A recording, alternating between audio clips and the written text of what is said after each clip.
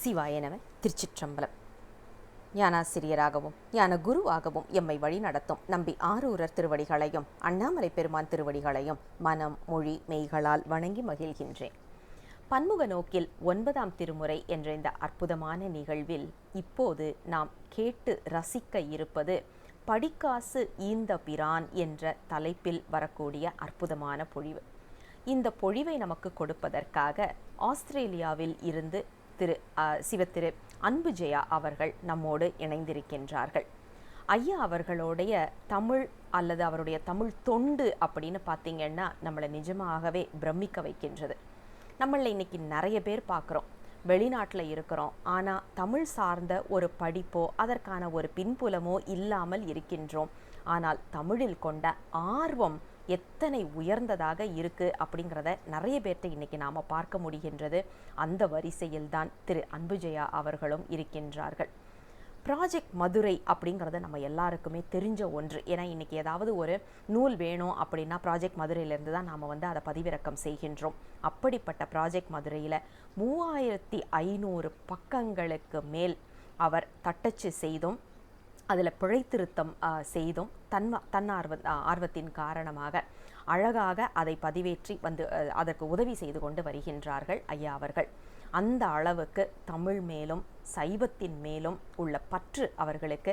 ஏன்னா இவ்வளவு நேரம் அதில் செலவு பண்ணணும் அப்படின்னா இதில் எனக்கு என்ன கிடைக்கும் அப்படின்னு கேட்குற இடத்துல என்னால் முடிந்த ஒரு தொண்டு அப்படின்னு செய்து வருகின்றார்கள் இல்லையா, அது கண்டிப்பாக பாராட்டத்தக்கது. அது மட்டும் இல்லை, தமிழை 2வது மொழியாக கற்கும் மாணவர்கள், ஏன்னா வெளிநாட்டில் இருக்கிறவங்களுக்கு எல்லாருக்குமே தெரியும் அது நமக்கு முக்கியமான ஒரு பாடமாக இருக்காது. அப்படிப்பட்டவர்களுக்கு பயன்படும் வகையில் பல பயிற்சிகளை தன்னுடைய இணையதளம், அதாவது anbujeya.com என்ற இணையதளத்தில் வெளியிட்டு வருகின்றார்கள். அதே மாதிரி தமிழ் பந்தல் அப்படிங்கிற பெயரில் வலைப்பூ, அதாவது பிளாக் ஸ்பாட்னு சொல்கிறோம் இல்லையா, அந்த வலைப்பூவையும் ஒன்றை நிறுவி அதன் மூலமாக இலக்கியம் சம்பந்தப்பட்ட கட்டுரைகளை எழுதி வருகின்றார்கள். இவர்கள் நிறைய புத்தகங்களும் எழுதியிருக்கிறாங்க. அதில் சென்னை தேஜஸ் அறக்கட்டளையின் மூலமாக பிரம்மபுரம் மேவிய பெம்மான் என்ற நூலுக்கு சிறந்த ஆன்மீக நூலுக்கான பரிசையும் வென்றுள்ளது அப்படிங்கிறது குறிப்பிடத்தக்கது. அது மட்டும் கிடையாது, ஐயா அவர்கள் தமிழ் வளர்ச்சி மன்றம் சிட்னியில் அதை நிறுவி அதை வழிநடத்தி வருகின்றார்கள்.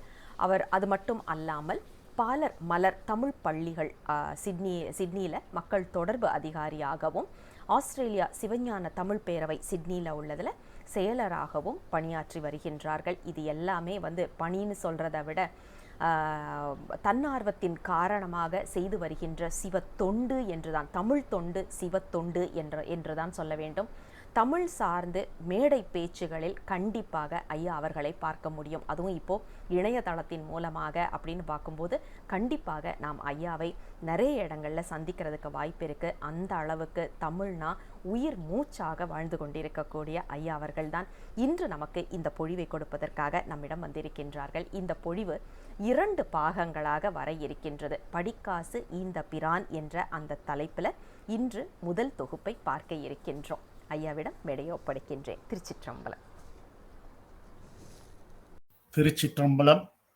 நம்மையாளும் இறைவனுக்கு முதல் வணக்கம். பன்முக நோக்கில் 9ஆம் திருமுறை என்ற இந்த ஞான வேள்வியை தொடர்ந்து நடத்தி வருகின்ற சிங்கப்பூர் நம் தமர் ஊரன் இலக்கிய ஆராய்ச்சி மையத்தின் சிவலாவண்யா அம்மையார் அவர்களுக்கு பாராட்டினையும் வணக்கத்தையும் கூறிக்கொள்கிறேன். இந்த ஞான வேள்வியில் முன்பு உரையாற்றிய மற்றும் உரையாற்ற உள்ள சிவனடியார்கள் மற்றும் கலந்து கொண்டு கேட்கின்ற அடியார்கள் அனைவரின் திருவடிகளுக்கும் என் பணிவான வணக்கம்.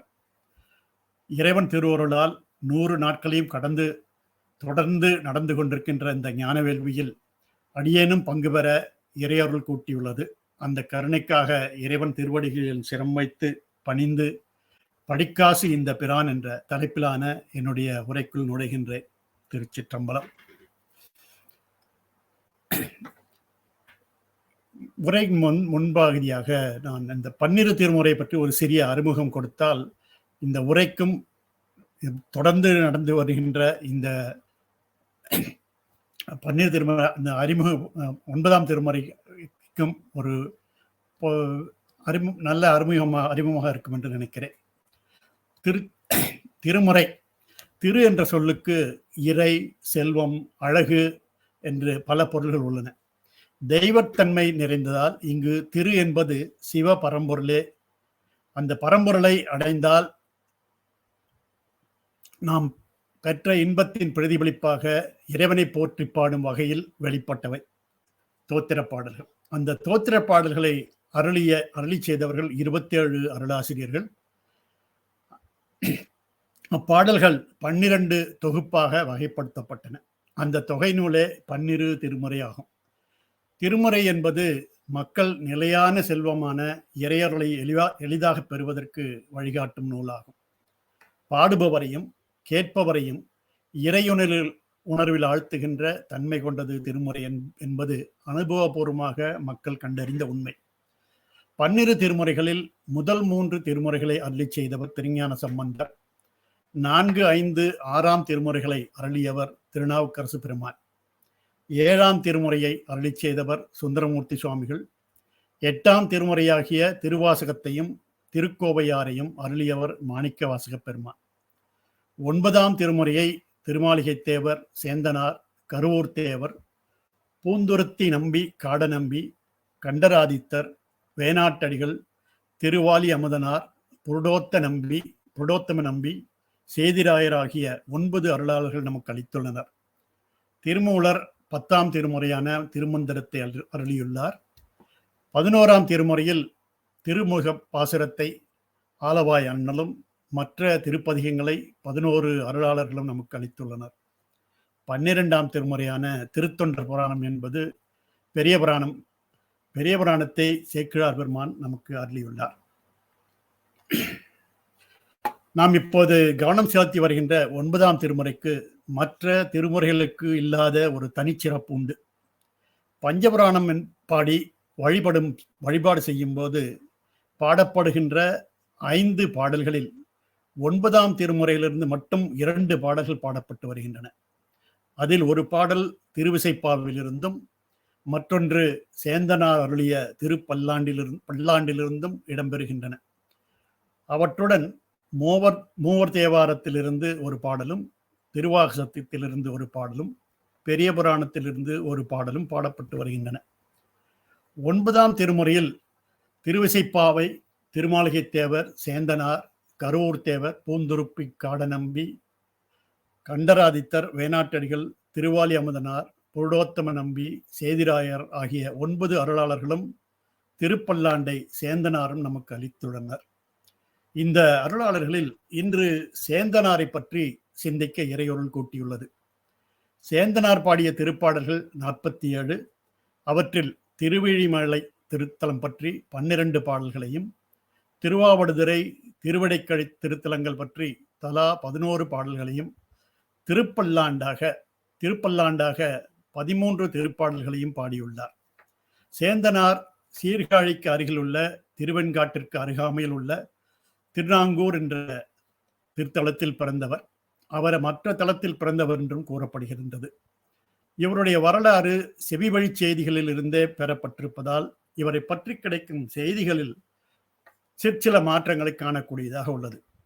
என்னுடைய உரைக்கு 1977ஆம் ஆண்டு திருவாவடுதுறை ஆதீனம் வெளியிட்ட திருவிசைப்பாவுடையார் துவாதச மாலை நூலை நான் ஆதாரமாக கொண்டு எடுத்துக்கொண்டுள்ளேன். சேந்தனார் பட்டினத்தாரின் கணக்கு பிள்ளையாக இருந்தவர். பட்டினத்தடிகள் விரும்பியபடி பட்டினத்தாரின் நிதி அறையை திறந்து அங்குள்ள செல்வம் முழுவதையும் ஊரார் எடுத்துச் செல்லும்படி செய்தார். இதை கண்ட பட்டினத்தாரின் உறவினர்கள் மன்னனிடம் புகார் செய்தனர். அரசன் சேந்தனாரை சிறையில் அடைத்தான். இதனால் வருத்தமடைந்த சேந்தனாரின் மனைவி மக்கள் பட்டினத்தடிகளிடம் சென்று முறையிட்டனர். அவர் செவிமடுத்த பட்டினத்தடிகள் மத்தலை தயிருண்டானும் மலர்மிசை மன்னினானும் நித்தமும் தேடிக்கானா நிமலடே அமலமூர்த்தி செய்த்தலை கயல்வாய் நாங்கூர் சேந்தனை வேந்தனிட்ட கைத்தலை நீக்கி என் முன் காட்டு வெண்காட்டுளானே என்று ஒரு திருவிருத்தத்தை பாடினார். அப்போது சிவபெருமானின் கட்டளைப்படி விநாயகப் பெருமான் சேந்தனாரது விலங்கை அறுத்து அவரை சிறையிலிருந்து மீட்டார். திருவெண்காட்டில் அந்த விலங்கு தரித்த விநாயகர் ஆலயம் உள்ளது. இன்றும் ஆடி மாதத்தில் பட்டினத்தடிகள் சிவதீட்சைக்காக திருவெண்காட்டிற்கு எழுந்தருளுகின்ற விழா நிகழ்ச்சியின் போது இந்த விநாயகரை வணங்கி செல்கின்ற நிகழ்ச்சி நடைபெற்று வருகின்றது. சிறையிலிருந்து மீண்ட சேந்தனார் பட்டினத்தடிகளிடம் என்னை இந்த சிறையிலிருந்து நீக்கியது போலவே பிறவியாகிய சிறையிலிருந்தும் நீக்கி அருள் புரிய வேண்டும் என்று வேண்டிக் கொண்டார். அதற்கு பட்டினத்தடிகள், நீங்கள் தில்லையம்பதியில் தங்கியிருந்து ஊருக்கு வெளியே உள்ள காடுகளில் பற்றுப்போன விறகுகளை வெட்டி கொண்டு வந்து அதனை விற்று அதனால் கிடைக்கும் வருமானத்தில் தினமும் ஒரு தொண்டருக்காவது உணவளித்து மனைவி மக்களுடன் வாழ்ந்து வாருங்கள். அப்படி செய்து வந்தால் உங்களுக்கு சிவபெருமானுடைய திருவருள் கிடைக்கும் என்று கூறி அந்த ஊரை விட்டு பட்டினத்தார் சென்று விட்டார். எப்போதும் பட்டினத்தடிகள் கூற்றின்படியே நடக்கின்ற சேந்தனாரும் அங்கிருந்து கிளம்பி திருவேழிமலை, திருவாவடுதுறை ஆகிய திருத்தலங்களுக்கு சென்று பதிகங்களை பாடினார். பின்னர் திருவிடைக்கழி என்ற திருத்தலத்தை அடைந்து அங்கு குராமரத்து நிழலில் எழுந்தருளியுள்ள முருகப்பெருமானை வழிபட்டு வணங்கி முருகப்பெருமான் மீது பதிகம் பாடி முருகப்பெருமானின் அருளை பெற்றார். அங்கிருந்து புறப்பட்டு மனைவி மக்களுடன் தில்லையை அடைந்தார். பட்டினத்தடிகள் ஆணையின்படியே விறகு வெட்டி அதை விற்று அந்த வருமானத்தில் வாழ்க்கை நடத்தி வந்தார். தினமும் விறகு விற்ற வருமானத்திலிருந்து சிவனடியார்களுக்கு உணவு படைக்கும் திருத்தொண்டியும் செய்து வந்தார். அப்படி வாழ்ந்து வரும்போது ஓராண்டு மார்கழி மாதத்தில் நடைபெறுகின்ற திருவாதிரை திருவிழா வந்தது. அந்த திருவிழாவில் நடராச பெருமானுடைய திருத்தேர் பலர் சேர்ந்து வடம் பிடித்து இழுத்த போதிலும் இருந்த இடத்திலிருந்து நிலை பெறாமல் இருந்தது. அதனை கண்ட அனைவரும் மிகவும் கவலை அடைந்தனர். அதை உணர்ந்த சேந்தனார் மன்னுக தில்லை வளர்கணம் பக்தர்கள் என்று தொடங்கும் திருப்பல்லாண்டை பாடினார். அப்போது சிவபெருமான் எழுந்தருளி திருத்தேர் நிலை பெயர்ந்து ஓடி தன் நிலைக்கு வந்து சேர்ந்தது. இதை பார்த்த அனைவரும் சிவானந்தத்தில் திளைத்து மகிழ்ந்தனர். மறுநாள் திருவாதிரை திருநாள். ஊர் மக்கள் அடியார்களுக்கு அறுசுவை உணவு படைத்து மகிழ்ந்தனர். அடியார்கள் அனைவருக்கும் உணவு கிடைத்ததால் சேந்தனார் உணவளிப்பதற்கு அடியார் யாரும் கிடைக்கவில்லை. அதனால் கவலை அடைந்த சேந்தனார் நடராச பெருமானிடம் முறையிட்டு வேண்டினார். அந்த வேண்டுகோளை ஏற்ற நடராச பெருமான் தானே சிவனடியார் போன்று சேந்தனார் வீட்டிற்கு வந்து, ஐயா, பசி என்னை வாட்டுகின்றது, பசிக்கு உணவு அளித்தீர்களானால் நலமாக இருக்கும் என்று வேண்டினார். இதை கேட்ட சேந்தனாரும் அவருடைய துணைவியாரும் மிக்க மகிழ்ச்சி அடைந்து பக்குவமாக செய்யப்பட்ட கலியமுதை அவருக்கு படைத்தனர். உணவு சிறப்பாக இருந்ததாக கூறிய பெருமான் மிகுதியாக இருந்த கலியமுதை ஒரு துணியில் கட்டி எடுத்துக்கொண்டு விடைபெற்றார். அப்போது அன்றைய விழா நிறைவுற்றதால் தில்லைவாழ் அந்தணர்கள் திருக்கோயிலை காப்பிட்டு விட்டு தங்கள் வீடுகளுக்கு சென்று விட்டனர். அடுத்த நாள் காலை கோயில் நடையை திறக்கும்போது சிவபெருமான் சேந்தனார் வீட்டிலிருந்து கொண்டு வந்த களியமுது அங்கே இருப்பதைக் கண்டு ஆச்சரியமும் கலக்கமும் அடைந்தனர். ஏதாவது தவறு நேர்ந்து விட்டதோ என்று வருந்தினர். அப்போது பொன்னம்பலத்தில் ஓர் அசிரேரி தோன்றி, அந்தணர்களே, என்னுடைய ஆடையில் நீங்கள் பார்த்தது நேற்று இரவு சேந்தனார் வீட்டில் யாம் உண்ட களியமுது. அது தேவர்கள் உணவை விட சிறந்த சுவையுடையது என்று கூறியது. அதை கேட்டு உண்மையை உணர்ந்த அந்தணர்கள் சேந்தனாரை தேடி சென்று வணங்கினர்.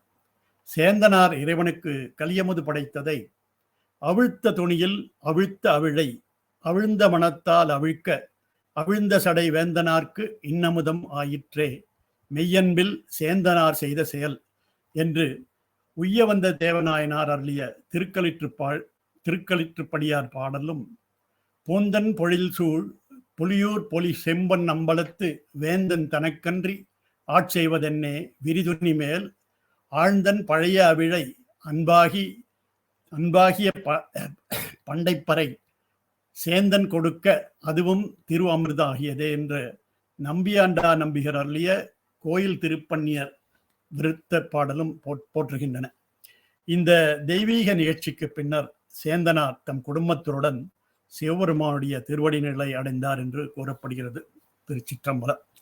அடுத்ததாக சேந்தனார் திருவேழிமலையில் அருளிய திருப்பதிகத்தை பார்க்கலாம் என்று நினைக்கிறேன்.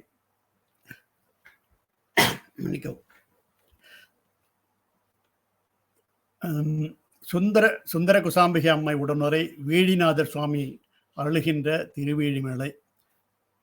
முதல் பாடல்.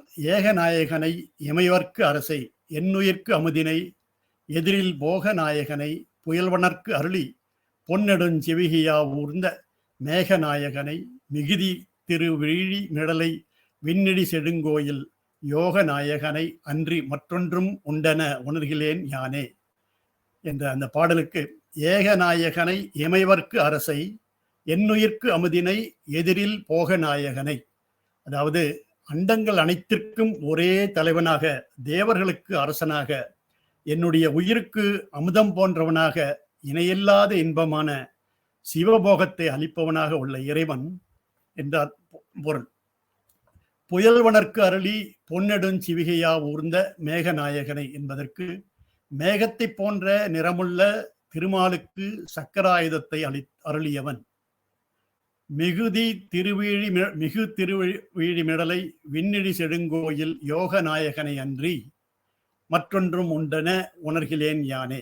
நில உலகிலிருந்து இறங்கி வந்து நிலையாக அமைந்துள்ள விமானத்தை கொண்ட திருவீழி மிடலையின் மேன்மையான கோயிலில் உரைகின்ற முக்தியை தருகின்ற சிவபெருமானை தவிர மற்றொரு பரம்பொருள் இல்லை என்பதை நான் உணர்கிறேன் என்று அந்த முதல் பாடல் கூறுகின்றது.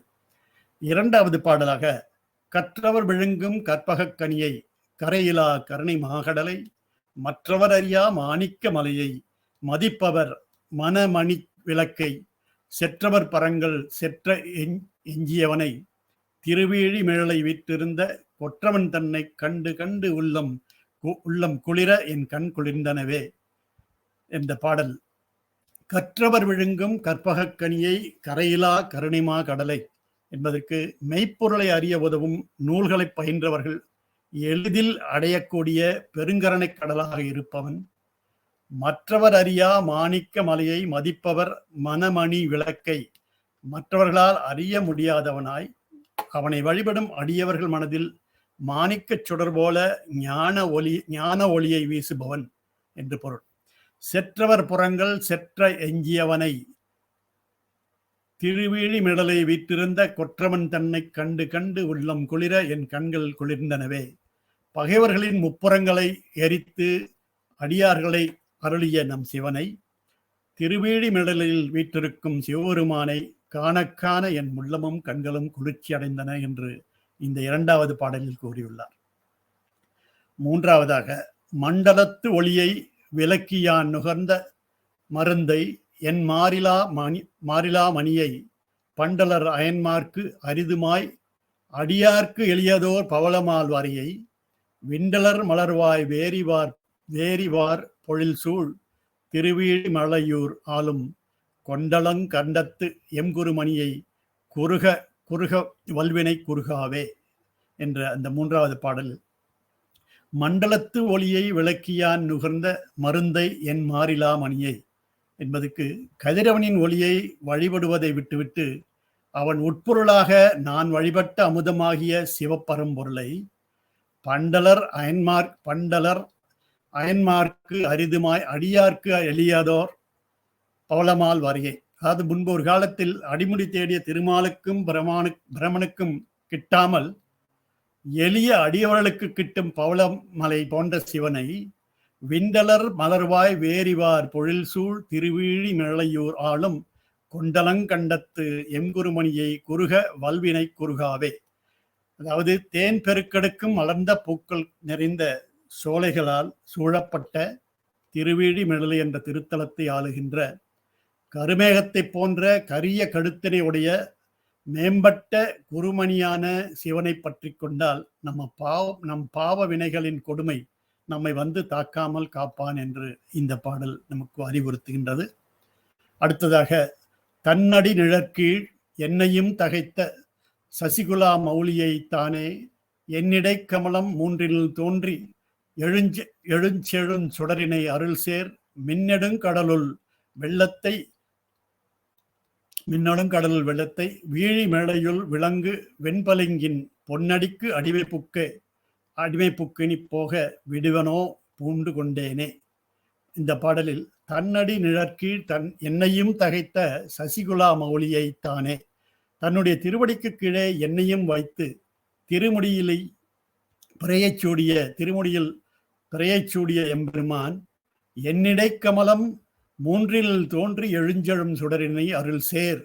அதாவது 7 ஆதாரங்களாக நம் சாத்திரங்கள் கூறும் மூலாதாரம், சுவாதிஷ்டானம், மணிபூரகம், அநாகதகம், விசுத்தி, ஆக்ஞா, துரியம் ஆகியவற்றில் என்னிடம் அநாகதம், விசுத்தி, ஆக்ஞை ஆகிய மேல் 3 ஆதாரங்களாகிய 3 தாமரைகளிலும் உதித்து எழுகின்ற சுடராகிய இறைவன் மின்னெடுங்கடலுள் வெள்ளத்தை வீழிமிழலையுள் விளங்கு வெண்பளிங்கின் பொன்னடிக்கு அடிமைப்புக்கினி போக விடுவனோ பூண்டு கொண்டேனே.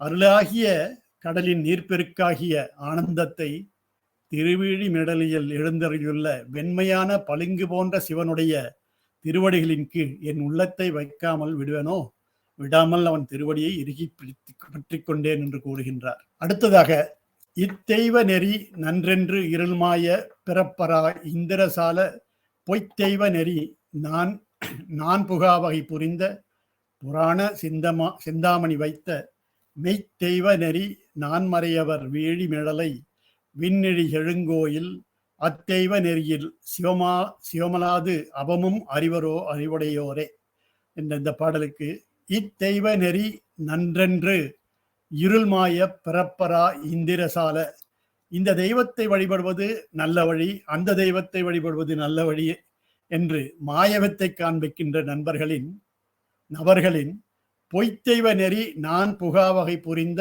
புராண சிந்தாமணி வைத்த பொய்யான நெறியில் நான் செல்லாமல் அருள் புரிந்த வேண்டியவர்களுக்கு வேண்டியதை தருகின்ற சிந்தாமணி ஆகிய இறைவன் மெய்த்தெய்வ நெறி நான் மறையவர் வீழிமிடலை விண்ணிழி செடுங்கோயில் அத்தெய்வ நெறியில் சிவமலாது அவமும் அறிவரோ அறிவுடையோரே.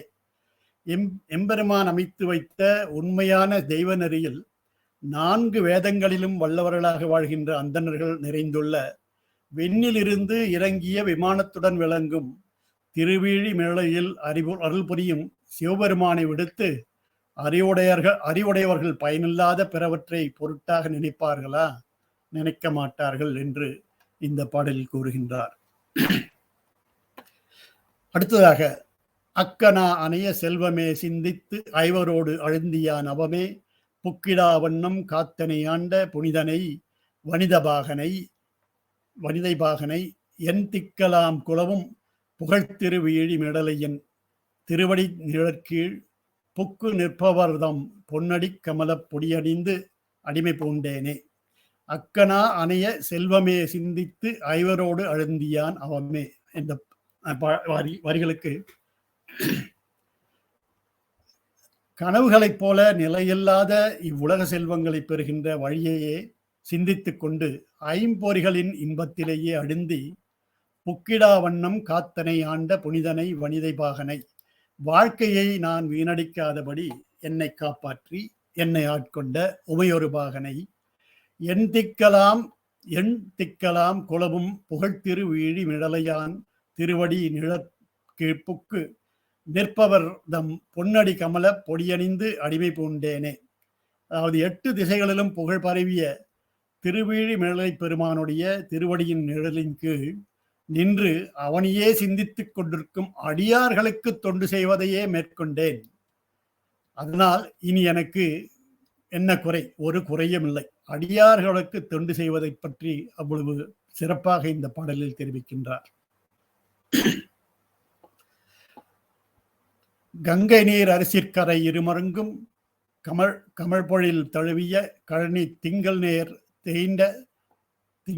தீண்ட நீண்ட மாளிகை சூழ் மாட நீடுயர் திருவிழி தங்கு சீர்செல்வத் தெய்வத்தான் போன்றி நம்பியை தன் பெருஞ்சோதி மங்கையோர் பாகத்து என்னரு மருந்தை வருந்தினான் மறப்பேனோ இனியே.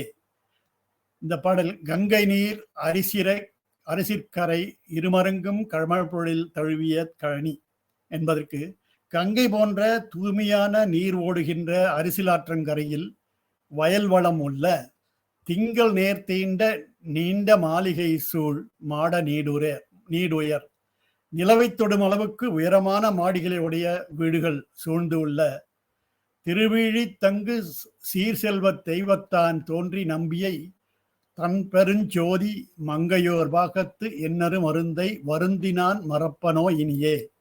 திருவேழிமிழலில் விரும்பி வீற்றிருக்கும் இறைவனை தன்னுடைய பேரொளியே உருவம் என்று எடுத்து வந்தது போன்ற உமையை தன் பக்கத்திலே வைத்திருக்கின்ற கிடைத்தற்கரிய அமுதம் போன்ற இறைவனை நான் நினைக்காமல் இருப்பேனா? இருக்க மாட்டேன் என்று அந்த பாடலில் கூறுகின்றார். அடுத்த பாடலில் ஆயிரம் கமலம் ஞாயிறு ஆயிரம் முக்கண் முககர சரணத்தோன் பாயிருங் கங்கை பனிநிலா கறந்த படர்சடை மின்னு பொன்மொழியோன் வேயிருந்தோழி உமைமான மணவாளன் விரும்பிய மிடலை சூழ்பொழிலை போயிருந்தேயும் போற்றுவார் கழல்கள் போற்றுவார் புரந்தராதிகளே என்ற இந்த பாடலில் ஆயிரம் கமலம் ஞாயிறு ஆயிரம் முக்கண் முககரண சரணத்தோன் அந்த வரிகளுக்கு ஆயிரம் சூரியனுக்குள்ள ஒளியை பெற்றவன், ஆயிரம் தாமரை போன்று அழகான கைகளையும் பாதங்களையும் உடையவன், பாயிருங்கங்கை பனிநிலா கறந்த படர்சடை மின்னு பொன்முடியோன், கங்கையையும் குளிர்ந்த சந்திரனையும் தன் பிறைமுடியிலே மறைத்து வைத்து ஒளி பொருந்திய திருமுடியை உடையவன், வேயிருந்தோழி உமைமணவாளன் விரும்பிய மேலை சூழ் பொழிலை போயிருந்தேயும் போற்றுவார் கழல்கள் போற்றுவார் புரந்தராதிகளே. இந்த வரிகளுக்கு மூங்கில் போன்ற பெரிய தோள்களை உடைய உமையம்மையின் கணவனாகிய சிவபெருமான் விரும்பி கோயில் கொண்டிருக்கும் சோலைகள் நிறைந்த திருவேழிமிழலை திருத்தலத்திற்கு சென்று இந்திரன் முதலியோர் சிவபெருமானை போற்றி துதிக்கின்ற அடியவர்களின் திருவடிகளை போற்றி வழிபடுவார்கள் என்று சிவனடியார்களின் பெருமை கூறப்படுகிறது இந்த பாடலில். அடுத்ததாக எண்ணில் பல்கோடி சேவடி முடிகள் எண்ணில் பல்கோடி திண்தோள்கள் எண்ணில் பல்கோடி திருவுரு நாமம் ஏர்கொள் முக்கண் முகம் இயல்பும் எண்ணில் பல்கோடி எல்லைக்கு அப்பாலாய் நின்று 505 அந்தனர் ஏத்தும் எண்ணில் பல்கோடி குணத்தார் ஏர்வீழி இவர் நம்மை ஆளுடையாரே. இந்த பாடலில் எண்ணில் பல்கோடி சேவடி முடிகள் எண்ணில் பல்கோடி திண்தோள்கள், பல கோடிக்கணக்கான சிவந்த பாதங்களையும் முடிகளையும் பல வலிமையான தோள்களையும் எண்ணில் பல்கோடி திருவுரு நாமம் ஏர்கொள் முக்கண்முகம் இயல்பும் கோடிக்கணக்கான திருநாமங்களையும் அழகிய முக்கண்ணையுடைய முகங்களையும் செயல்களையும் கொண்டு எண்ணில் பல்கோடி எல்லைக்கு அப்பாலாய் நின்று 500 அந்தனர் ஏத்தும் எண்ணில் பல்கோடி குணத்தார் ஏறுவீழி இவர் நம்மை ஆளுடையாரே. அதாவது அளவின் எல்லைக்கு அப்பாற்பட்டவராக நின்று 500வர் என்று போற்றப்படும் அந்தணர்கள் போற்றி வழிபடுகின்ற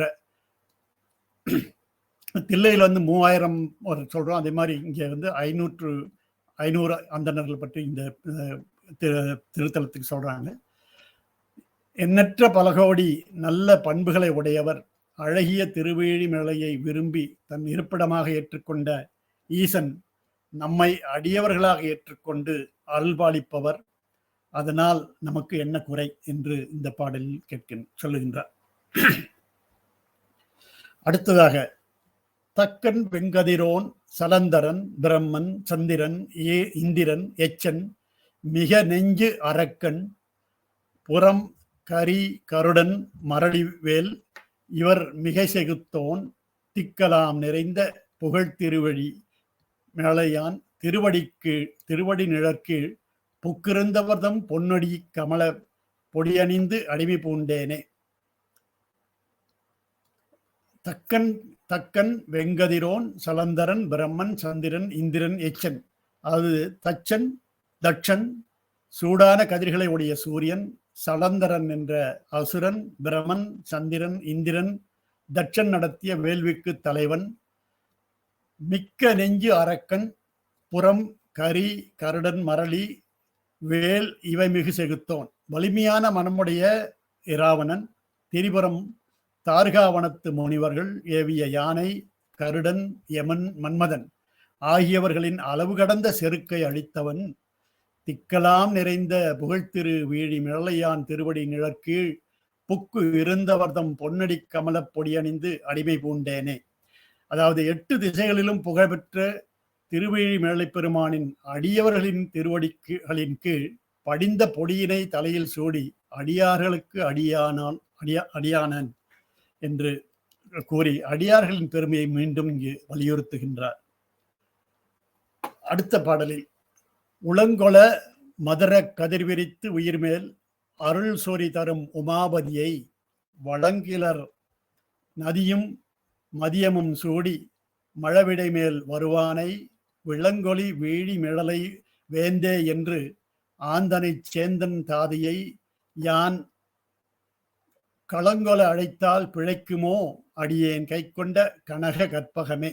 இந்த பாடலில் உளங்கொள மதுரை கதிர்விரித்து உயிர்மேல் அருள் சொரிதரும் உமாபதியை என்ற வரிக்கு மனதில் பதியுமாறு ஞான ஒளியை பரப்பி உயிரினங்களின் மீது கருணை பொழிகின்ற உமாபதியின் கணவனாய் வளங்கிளர் நதியும் மதியமும் சூடி மழவிடை மேல் வருவோனை, அதாவது வளம் பொருந்திய கங்கையையும் சந்திரனையும் சூடியவனாய் காலை மீது வருபவனாகிய விளங்கொளி வேழிமிடலை வேந்தே என்று ஆந்தனை சேந்தன் தாதையை யான் களங்கொல அழைத்தால் பிழைக்குமோ அடியேன் கை கொண்ட கனக கற்பகமே.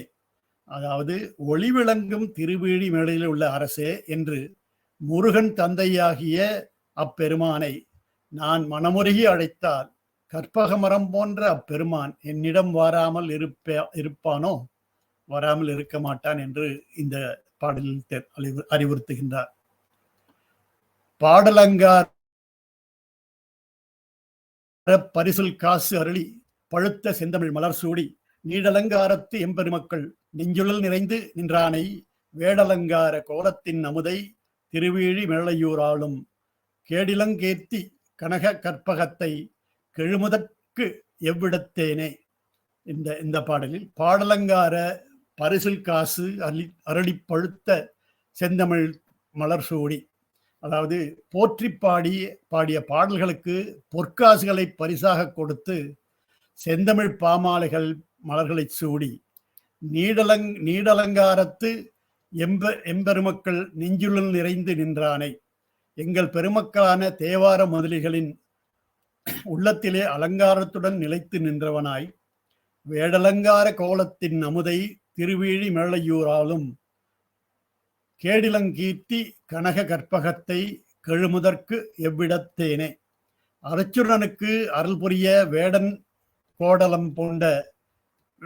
கோலம் போன்ற அமுதமாய் திருவேழி மேளை என்ற திருத்தலத்தை ஆளுகின்ற பொன்னிற கற்பகம் போன்ற எம்பெருமானை அடைவதற்கு எந்த தகுதியும் இல்லாத எனக்கு தன்னுடைய கருணையினாலே அருள் செய்துள்ளான். அவன் கருணையே கருணை. திருச்சிற்றம்பலம் என்று அந்த பதிகத்தை நிறைவு செய்கின்றார். இந்த பாடலில் சேந்தனார் குறிப்பிட்டுள்ள பரிசில் காசு பற்றியும் பாடப்பெற்ற திருவேழி மேளை திருத்தலத்தை பற்றியும் அடுத்த நிகழ்ச்சியில் பார்க்கலாம் என்று கூறிக்கொண்டு சிங்கப்பூர் நம் தமிழ் ஓரன் இலக்கிய ஆராய்ச்சி மையத்தின் சிவலாவண்யா அம்மையார் அவர்களுக்கும் மற்ற அடியார்களுக்கும் வணக்கம் கூறிக்கொண்டு விடைபெறுகிறேன். நன்றி, வணக்கம். திருச்சிற்றம்பலம்.